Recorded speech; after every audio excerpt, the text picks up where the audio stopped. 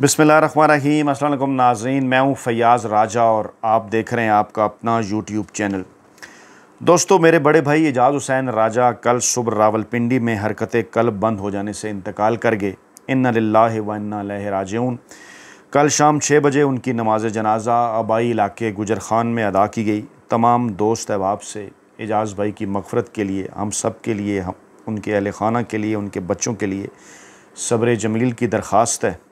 बड़ा नुकसान है हमारे लिए, उनकी फ़ैमिली के लिए, उनके बच्चों के लिए, लेकिन आपकी दुआएं यकीनी तौर पर हमारे लिए सरमाया हैं।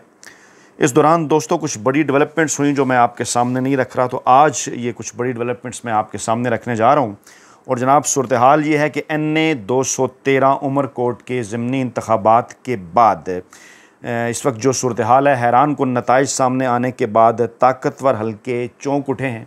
और जो नताइज सामने आए हैं सिंध जैसे इलाके के अंदर, यानी एक तो ये था कि चलें खैबर पख्तूनख्वा या पंजाब, यहाँ पर तो खैर पाकिस्तान तहरीक इंसाफ और इमरान खान साहब की जानिब से बेदारी की एक लहर जो है वो पैदा हो चुकी है, जो कि हम देख रहे हैं। गुज़श्ता अक्टूबर 2011 के जो पाकिस्तान तहरीक इंसाफ का जलसा था, उसके बाद आहिस्ता आहिस्ता जो सुनामी की लहरें हैं वो खैबर पख्तूनख्वा से निकलती पंजाब और उसके बाद फिर कराची और फिर अब जनाब सिंध के साइलों से जो हैं वो टकरा रही हैं। और इस सूरत हाल के अंदर एक रिपोर्ट सामने आई है पाकिस्तानी खुफिया इदारे की, इमरान खान साहब और पाकिस्तान तहरीक इंसाफ की मकबूलियत के हवाले से। वो जनाब उसकी तफसीलात रखेंगे आपके सामने। फिर इत्तलात ये हैं कि अमरीकी साबिक सदर जो हैं वो पाकिस्तान का दौरा करने जा रहे हैं, और कुछ इत्तलात ये हैं कि बराह रास्त राब्ते होंगे पाकिस्तानी इस्टेबलिशमेंट से, पाकिस्तान तहरीक इंसाफ से। यहाँ तक कि ये भी कहा जा रहा है कि पाकिस्तान के army chief general Asim Munir साहब से और जेल में कैद इमरान खान साहब से भी बराह रास्त जो हैं वो राब्ते किए जाएंगे इस वक्त पाकिस्तान के अंदर जो सियासी सूरत हाल है उसके ऊपर। और इस वक्त दुबई के हुक्मरान जो हैं उनके हवाले से भी इत्तलात हैं कि वो पाकिस्तान में हैं, और कुछ लोग ये दावा कर रहे हैं कि उनकी कोशिशें भी यही हैं जो हैं वो NRO करवाने के हवाले से। दीगर जो डेवलपमेंट्स हैं इस वक्त, जो ताज़ा तरीन इत्तलात हैं, उनके मुताबिक मौलाना फजल रहमान साहब, जो कि पाकिस्तान तहरीक इंसाफ के कुछ हलकों के मुताबिक विकेट के दोनों तरफ जो हैं वो खेल रहे हैं। और अब इस वक्त जो इत्तलात हैं, पहले ये आई कि जनाब वो पाकिस्तान तहरीक इंसाफ के साथ इत्तेहाद नहीं करना चाहते। उनकी पार्टी के अंदर मजलिस आमला के जो अरकान हैं उनके ऊपर ये मामला डाला गया और कहा गया कि जनाब वो पाकिस्तान तहरीक इंसाफ के साथ जो है वो इत्तेहाद नहीं करना चाहते। और अब से थोड़ी देर पहले मौलाना फजल रहमान साहब जनाब मंसूरा पहुँचे हैं, और वहाँ पर उन्होंने जमात इस्लामी के रहनुमा जो हैं वो हाफिज़ नईमुर रहमान साहब, उनसे मुलाकात की है, मुश्तरका प्रेस कॉन्फ्रेंस भी की है। और मौलाना फजल रहमान ने यह दावा किया है कि वो जनाब तहरीक चलाने जा रहे हैं हुकूमत के ख़िलाफ़, दीगर सियासी जमातों को इकट्ठा करके बग़ैर पाकिस्तान तहरीक इंसाफ से इत्तेहाद किए, यानी वो एक नए इत्तेहाद की जो है वो बात कर रहे हैं तहरीक तहफ़्फ़ुज़ आइन पाकिस्तान के अलावा। यहाँ पर यह बड़ा सवाल पैदा होता है कि पाकिस्तान तहरीक इंसाफ के अंदर वो हल्के जो कि मौलाना फजल रहमान साहब के इश्क में, उनके मोहब्बत में मुब्तला थे, जैसा कि जो हैं वो असद कैसर साहब, वो पर्दा स्क्रीन से गायब हैं। उनके मुतल्लिक़ इत्तलात आई थी कि वो जनाब बैरून मुल्क चले गए हैं, और गुज़श्ता चंद दिनों से इस किस्म की इत्तलात आ रही थी कि जनाब जो है वो मुख्तलिफ़ जो रहनुमा हैं JUI के, वो इस किस्म के बयानात दे रहे थे कि पाकिस्तान तहरीक इंसाफ के साथ हमारे इख्तलाफात माजी में शदीद रहे हैं, हम तल्लुकात को वहाँ लाना चाहते हैं जो मामूल की सियासत है, लेकिन पाकिस्तान तहरीक इंसाफ के साथ हमारे मामलात जो हैं वो आगे नहीं बढ़ पा रहे। और फिर इस किस्म की ख़बरें आईं कि मौलाना फजल रहमान साहब ने जब मजलिस आमला का जो है वो इजलास बुलाया JUI का, तो वहाँ पर फिर कुछ इस किस्म की इत्तलात सामने आई जनाब के JUI ने ये कहा है, उनकी मजलिस आमला ने, कि जनाब हम जो हैं वो पाकिस्तान तहरीक इंसाफ के साथ इत्तेहाद नहीं कर सकते। और कैनाल्स के मामले के ऊपर भी वो अपना एक मौक़िफ़ डिफरेंट ले रहे हैं, तहरीक को तेज़ करना चाहते हैं। माइंस एंड मिनरल एक्ट के ऊपर भी वो अपना एक मौक़िफ़ ले रहे हैं। और अब जब उन्होंने ये मुलाकात की है इस खबर के बाद कि JUI का पाकिस्तान तहरीक इंसाफ के साथ इत्तेहाद ना करने का फ़ैसला, और इस किस्म की ख़बरें जो हैं वो जंग ग्रुप लगा रहा है। जंग ग्रुप के कुछ ऐसे लोग माजी में जिनके मुतल्लिक़ ये कहा जाता रहा है कि पाकिस्तानी इस्टेबलिशमेंट के ख्वाहिश पर वो इस किस्म की ख़बरें लगाते हैं, जैसे साले जाफ़र साहब की ये ख़बर है कि वो किसी ऐसे इत्तेहाद के अंदर जो है वो शामिल नहीं हो रहे जो कि तहरीक इंसाफ के ईमा पर कायम किया जाएगा। अब इसका क्या मतलब हुआ? यकीनी तौर पर किसी फ़ौरी रद्द-ए-अमल से पहले पाकिस्तान तहरीक इंसाफ को इन चीज़ों को जो है वो देखना होगा। और फिर इस किस्म की इत्तलात भी हैं कि कुछ हलके ये चाहते हैं कि पाकिस्तान के अंदर ये तासर दिया जाए कि पाकिस्तान तहरीक इंसाफ जो है वो पाकिस्तानी सियासत से माइनस हो चुकी है, हुक्मरान इत्तेहाद के अंदर वो शामिल नहीं है, अपोजिशन के अंदर भी वो शामिल नहीं है, और हुकूमत भी अपनी कायम की जाए, अपोजिशन भी अपनी दिखाई जाए पूरी दुनिया के सामने, और पाकिस्तान तहरीक इंसाफ को माइनस करने की कोशिश की जाए। लेकिन ये एक दीवाने का जो है वो एक ख्वाब जो है वो साबित हो सकता है। और ये जो सूरत हाल है जो कि आज मुलाकात उनकी हुई है इमरान खान साहब जो मौलाना फजल रहमान साहब की हाफिज़ नईमुर रहमान से, इस मुलाकात के अंदर एक ख़ास मामला ये था कि जमात इस्लामी ने एक बार फिर अपने उस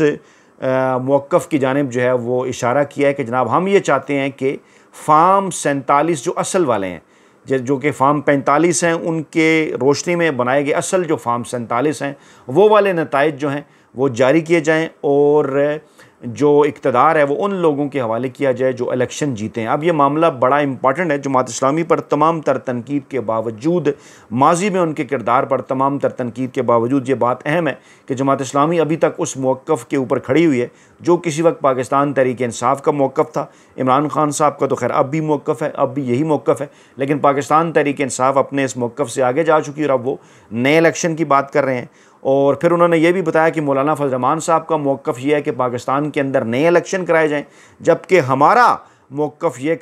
है कि जनाब इलेक्शन के अंदर धांधली हुई है और फार्म 47 की हुकूमत कायम की गई है। इक़्तिदार जो है वो जमात इस्लामी ये समझती है कि फार्म 45 की बुनियाद पर जो है वो फ़ैसले किए जाएँ। लेकिन फिर मौलाना फजल रहमान साहब ने उसी प्रेस कॉन्फ्रेंस में ये कहा कि जनाब हमारे इलेक्शन पर इख्तलाफात कोई ऐसे नहीं हैं कि किसी एक नतीजे पर जो है वो ना पहुँचा जाए। इख्तलाफात तो बिल्कुल ऐसे हैं क्योंकि JUI चाहती है नए सिरे से इंतखाबात कराए जाएँ, जमात इस्लामी चाहती है कि जनाब हम फार्म 45 के तहत जो है नताइज चाहते हैं। अब अहम मामला ये है कि ये जो दोनों मजहबी सियासी जमातें, इनका गुराब्ता तकरीबन 5-6 साल के तवील अरसे के बाद जो है वो हुआ है, और किस चीज़ ने उन्हें इकट्ठे होने पर मजबूर किया है कि उन्हें बात नज़र आ गई है कि जनाब हुकूमत के अंदर तो उनका किसी किस्म का कोई किरदार है नहीं, अपोजिशन के अंदर भी उनका किसी किस्म का कोई किरदार इसलिए नहीं है कि इस वक्त इमरान खान साहब का बयानिया, इमरान खान साहब का नैरेटिव सोशल मीडिया के ज़रिए तमाम नौजवानों के ज़रिए घर घर तक पहुँच चुका है। और ये वही सोशल मीडिया है कि जिसने अवामी अब आप ज़रा थोड़ी देर को सोचें ना, जो कि चीज़ पाकिस्तान तहरीक इंसाफ के लिए काबिल फ़ख्र होनी चाहिए, वो क्या है कि अवामी नेशनल पार्टी जनाब इस वक्त जो है वो एहतजाज कर रही है माइंड्स एंड मिनरल एक्ट के ऊपर। बड़े बयानात जनाब अहमद वली साहब की जानिब से आ रहे हैं, उन तक ये बात पहुँचाई किसने है कि माइंड्स एंड मिनरल एक्ट असल में है क्या और किस तरह से ये सूबे के अवाम के ख़िलाफ़ है, आइन के ख़िलाफ़ है, सूबाई खुद मुख्तारी के ख़िलाफ़ है। यकीनन आप लोगों ने, पाकिस्तान तहरीक इंसाफ के सोशल मीडिया सेल ने, हम जैसे मजदूर साफ़ियों ने आप तक ये मालूमात पहुँचाई। फिर जनाब अख्तर मैंगल साहब इस मामले को बलूचिस्तान के अंदर, ये जो क्योंकि ये बलूचिस्तान के अंदर भी एक्ट पेश हुआ, वहाँ पर ये पास हो गया, खैबर पख्तूनख्वा के अंदर अभी तक ये पास नहीं हो सका क्योंकि सोशल मीडिया ने, पाकिस्तान तहरीक इंसाफ के अरकान ने, पाकिस्तान के आम आवाम ने जो है वो इस मामले के ऊपर जो है वो डट कर खड़े हो गए और कहा कि जब तक इमरान खान साहब इसको नहीं देखेंगे उस वक्त तक जनाब इसे पास नहीं किया जाएगा। अब अख्तर मैंगल साहब भी इस मामले को लेकर जा रहे हैं जनाब अदालतों के अंदर। ये भी यकीनी तौर पर पाकिस्तान तहरीक इंसाफ का, आपका, दूसरे अल्फाज में आपका सोशल मीडिया का क्रेडिट है। मौलाना फजल रहमान साहब भी ये जो बात कर रहे हैं, उन तक ये मामला कैसे पहुँचा, यकीनी तौर पर पाकिस्तान तहरीक इंसाफ के सोशल मीडिया सेल ही ने इससे उठाया तो तमाम पाकिस्तानी अवाम तक ये मामला पहुँचा।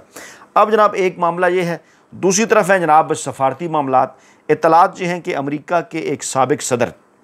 नाम उनका जनाब आगे आएगा, उनके मुतल्लिक इस किस्म की इत्तलात हैं, ज़राए का ये दावा है कि वो अमरीकी इस्टेब्लिशमेंट के, अमरीकी नौमुतखिम अमरीकी इंतज़ामिया के ईमा पर जो है वो पाकिस्तान का दौरा करने जा रहे हैं, क्योंकि कोशिश थी पाकिस्तानी इस्टेब्लिशमेंट की जानिब से बार बार कि किसी अमरीकी शख्सियत को दौरा पाकिस्तान के ऊपर राज़ी किया जाए, वज़ीर ख़ारजा हो या अमरीकी सदर हो, लेकिन उन मामलात में अभी तक कोई डेवलपमेंट नहीं हो सकी। इत्तलात जो हैं कि ये ख्वाहिश पाकिस्तानी इस्टेब्लिशमेंट की भी है कि इमरान खान साहब से ताल्लुकात वो बेहतर करना चाहते हैं, लेकिन इमरान खान साहब उन्हें किसी किस्म की कोई डील या NRO नहीं दे रहे। सऊदी क़यादत भी इस हवाले से एक्टिव हुई माजी के अंदर, UAE की क़यादत भी एक्टिव हुई, और अब जिस वक्त मैं आपके सामने ये जनाब वीडियो रख रहा हूँ तो इस वक्त भी जो हैं वो नायब वज़ीर-ए-आज़म UAE शेख अब्दुल्ला बिन ज़ायद, वज़ीर ख़ारजा भी, वो जनाब दफ्तर ख़ारजा आए हैं, इसहाक़ डार साहब से उन्होंने की हैं मुलाकातें, और बज़ाहिर तो ये कहा गया जनाब वो जो होती है एक रूटीन की खबर कि बामी दिलचस्पी के अमूर पर तबादला ख्याल और ताल्लुकात आगे बढ़ाने, इस किस्म की चीज़ें। लेकिन बहरहाल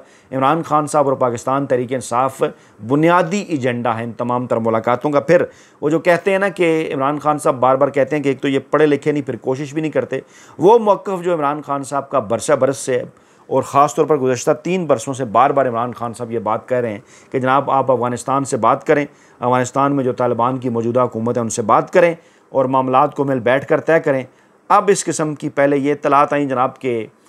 इसहाक डार साहब ने दौरा किया अफ़गानिस्तान का, उससे पहले जनाब उन्होंने मोहम्मद जो है वो सादिक साहब को वहाँ पर भेजा, वो भी आपके सामने हमने तफसीलात रखी थी। उससे पहले अमरीकी वफ़द गया था वहाँ पर अफ़गान जो है वो वज़ारत ख़ारजा से मिलने के लिए, ज़ल्मे खलीलज़ाद उसके अंदर शामिल थे। जब अमरीका और अफ़गानिस्तान ने बातचीत के ज़रिए अपने मामलात हल करने के लिए जो है वो बाकायदा तौर पर इशारे दिए, तो वो पाकिस्तान के ताकत हल्के जो ये चाह रहे थे कि शायद वो किसी तरीके से रेलेवेंट होंगे अमरीका और अफ़गानिस्तान के दरमियान, और जो है जनाब वो जो एक नाम नहाद दहशतगर्दी के ख़िलाफ़ जंग, जिसके मतलब इमरान खान साहब कह चुके हैं कि पाकिस्तान की जंग नहीं है, उसका पाकिस्तान को बड़ा नुकसान हुआ। पहले जनाब 80 की दहाई के अंदर ज़िया साहब ने इसे जहाद बनाकर पेश किया, फिर उसके बाद मुशर्रफ साहब ने इसे दहशतगर्दी बनाकर पेश किया। पहले जहाद फिर दहशतगर्दी, दोनों सूरतों में पाकिस्तान में, दोनों हालतों में पाकिस्तान में एक आमिर की हुकूमत थी, मखसूस सियासी जमातों ने उससे फ़ायदे उठाए। इमरान खान साहब मुसलसल ये बात कर रहे हैं कि दोनों ही दफ़ा पाकिस्तान को इस्तेमाल किया गया और वो डट कर ये मौक़िफ़ अमरीकी इंतज़ामिया के सामने बार बार रखते रहे हैं। और अब इस बात का एहसास जनाब हो रहा है, वो बात जो कि इमरान खान साहब गुज़श्ता कई बरसों से कर रहे हैं।